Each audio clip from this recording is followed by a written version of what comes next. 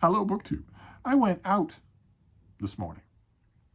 Actually put on my big boy pants and left the bean and went out. I had errands to run. One of them was to meet with an old friend that I haven't seen in a long time. That went disastrously. That went absolutely disastrously. But fortunately, it was always true for me, and I'm sure it's true for you as well, books saved the day. I eventually came into contact with another old friend and a gigantic gout of free books. Take as many as you want. Fill a box, fill a bag, take as many as you want. In this case, I filled a bag. I filled the leather shoulder bag that I showed you all, what was it, last year? Earlier this year, we went through Bag Tuesday, where I Frankensteined a bag. I found a leather bag that is wonderful. Oh my God, it's going to be my leather bag for quite some time. Until the side latches give out, the other weak spot, they will be what makes me retired. But the bag itself will never give out. So I did that. I routinely do that now. I just fill this bag.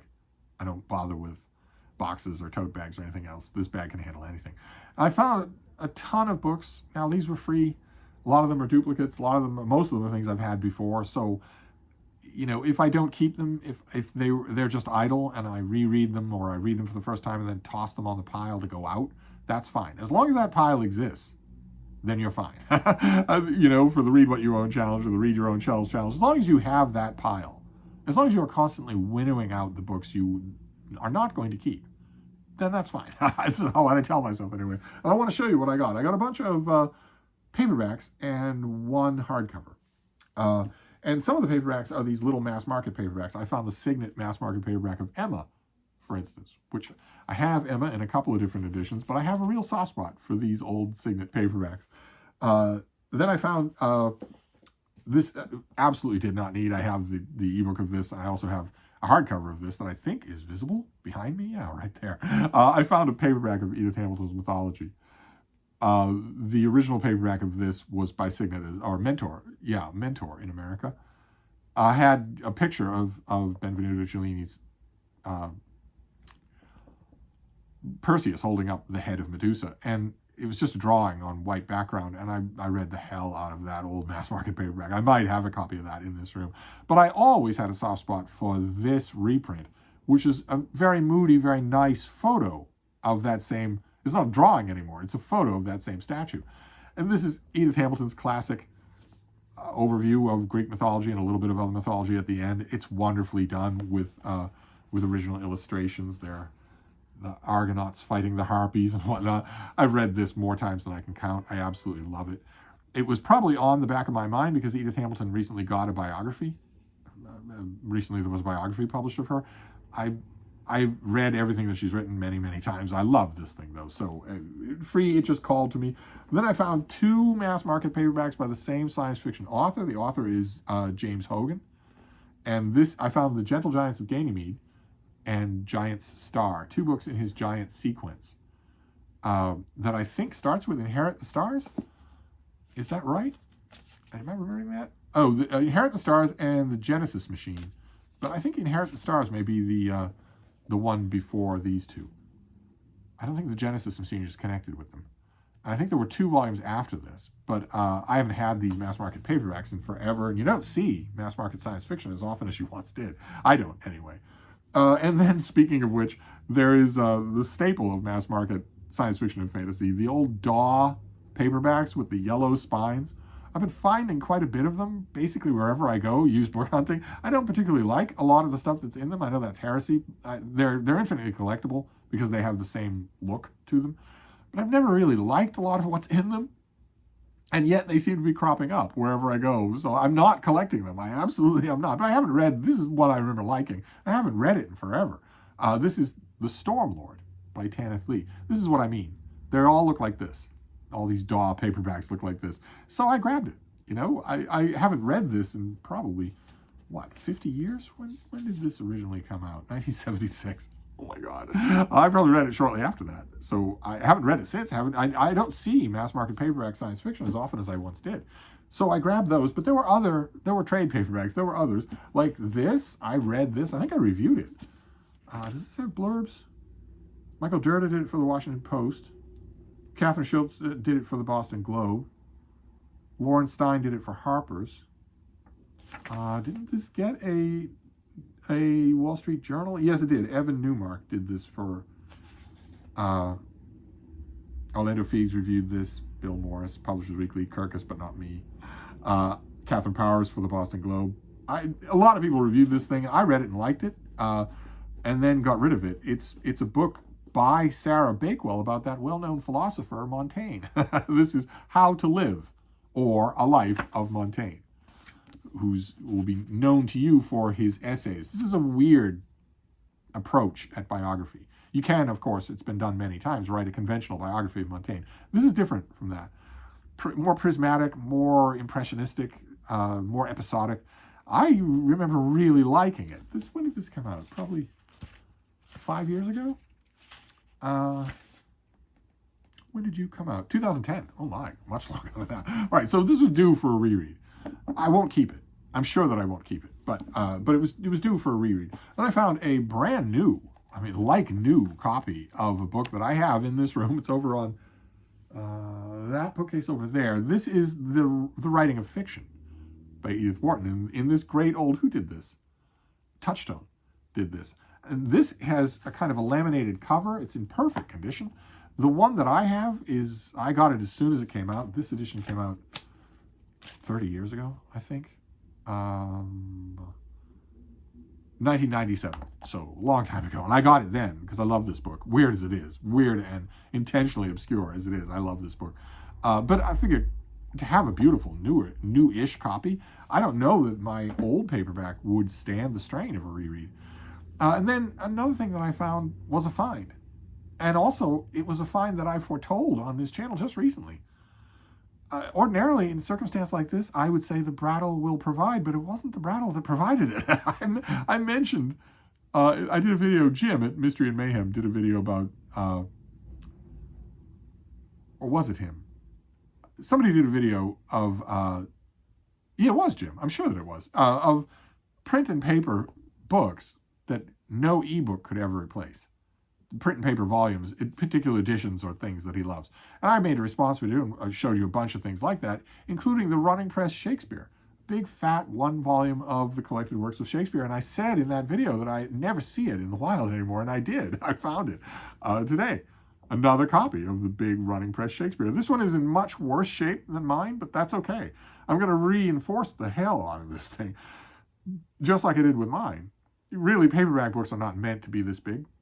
I think this was well loved by its previous owner. I checked, since it's Shakespeare, you really have to check to make sure it's not covered in obnoxious highlighting. This is a completely clean volume, but I never see this, much less for free. So I grabbed it. I will reinforce it, and we'll see. I'll have a backup copy in case my current copy that I use all the time falls apart on me. Then a novel. Got to have something for the gays. This is by an author I really like, no matter what he writes, and this is very self-indulgent as far as a gay novel goes. The author is Ethan Morden, and this is his book, The Venice Adriana.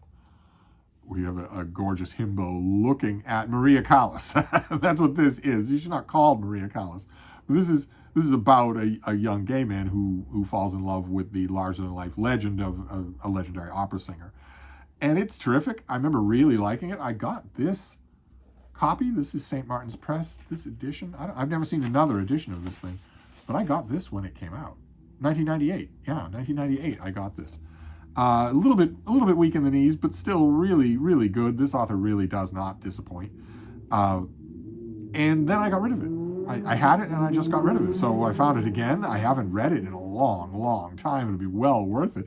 And also, one thing I remember really stuck out in here, not so much the opera stuff, although Ethan Morden is really good at writing about opera, and not so much the Maria Callas stuff, although he's really good about writing about Maria Callas even under a fictional name, but the Venice stuff, which makes sense since he spent a lot of time in Venice. He grew up there, partly.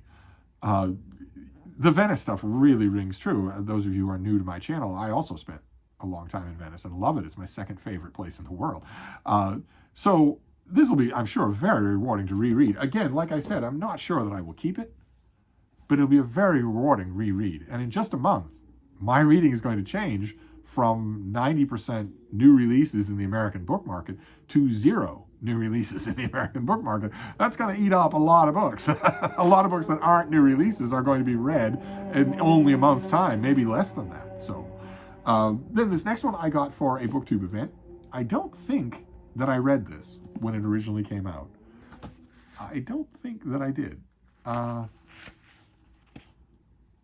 This came out, 1976, and then this paperback was in 2000. I don't think I ever did do this. This is A Man Called Intrepid, by the great British spy master. This is a big biography of him. It's got an inset of all sorts of photos, including documents that people died for. And Intrepid's story is interesting. I've read 2 other books on Intrepid. That was his code name. But I don't think I've ever read this one. So, I won't keep this, obviously. But I am part of a BookTube event called Dr. November. We're having a live stream tomorrow, Friday. So come if you can. I'll try, if I remember, I'll try to leave a link to, it's on Mark's channel, Book Time with Elvis, I think it is. So just like the last one was. And the last one was a lot of fun. So if you can, come and make it. But I'll read this for Dr. November, absolutely. I'll read it for the rest of November. And then we'll finish up with another biography, which I've hauled on this channel before. I've had this before. I really, really enjoy it. I don't have it at the moment. The minute I saw it, I realized that the last time I had it as a paperback. I haven't had it as a hardcover since, since I read it originally. When did you come out originally? 1999. And this is by Anne Rowe, who's terrific. This is her biography of Pontius Pilate. There's a huge amount of documentation for Pontius Pilate and fruitful grounds for informed speculation as well. This is a thrillingly wonderful biography to read.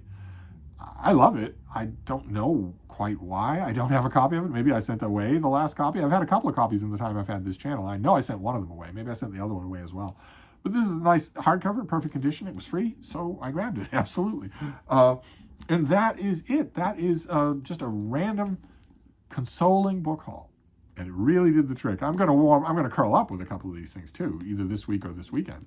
And certainly in December. So we have Pontius Pilate and also A Man Called Intrepid. We have The Writing of Fiction by Edith Wharton, who writes a brief book about the writing of fiction, in which the writing of fiction is almost never mentioned. We have How to Live, a weird biography of Montaine, whose essays you should read. There's a big fat Penguin classic that is just fine. It belongs in your library. We have The Venice Adriana by Ethan Borden. I haven't read that in so long. Oh my God, that's going to be weird. I found an extra copy of the Running Press Shakespeare. How amazing is that? It's not in very good shape, but it'll be in a lot better shape when I'm done with it. And then a bunch of paperbacks. We have The Gentle Giants of Ganymede and Giant Star by James Hogan. We have Stormlord by Tanith Lee. And we have Emma by Jane Austen. And finally, Mythology by Edith Hamilton with this great cover. I don't think I have a copy like that. So there you go. It's just an unplanned book haul that I had so much fun. It really, really does put a smile on your face to shop for books. I'm not denying that at all. I'm not denying that at all. The only thing I'm saying is I'm saying 2 things. One, you shouldn't allow how much fun it is shopping for books to reach a point where you have thousands of unread books. The point of shopping for books is to read them. And 2, if you're going to indulge in the joy of shopping for books, you should always have the back door open. You should be getting rid of them as you're getting them. It should be a circle. It shouldn't be that you get rid of books once every 10 years, but you go out shopping for books every day. That shouldn't happen. No matter what that shape is, right? You could donate them to your local senior center or your local orphanage. If there are still orphanages, you could donate them that way. Or you could set up a shop on Amazon or eBay. It's not hard to do. You go on Amazon and buy bulk padded book mailers and start a business. Start a little side hustle, selling the stuff you no longer want. You'd have to learn the ins and outs of it. It's not that hard. You take really good high definition photos of what you're selling in situ so that the buyer knows that it's you and that you actually have this thing. You describe it with merciless accuracy. No wishful thinking. You describe it with merciless accuracy. you'll make sales. And the books will be going out just as they're coming in. No matter what way you want to do it, my own way is the Brattle Bookshop. Things go back to them. It's part of the cycle of life. But as long as you have that, and as long as you don't have 1,000-book freight of overhead, then you're fine to enjoy buying books. Certainly it worked for me. I would have no grounds to complain about it today. It worked for me today. So there you go. Little unplanned book haul to wrap things up for now. But I'll be back. Thank you, BookTube.